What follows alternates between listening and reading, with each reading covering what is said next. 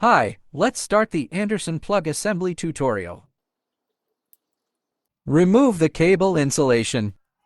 After inserting the cable into the copper terminal, use a crimping pliers to crimp the terminal. Put the cut heat shrink tube into the cable and heat it evenly with a heat gun, hairdryer, or lighter. Using lighters and candles to heat the heat shrink tube will cause it to turn black, but it will not affect its use. Insert the assembled cable terminal into the Anderson connector.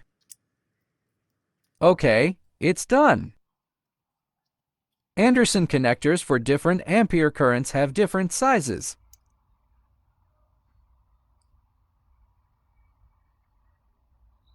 Same color, model, size can perfectly connected.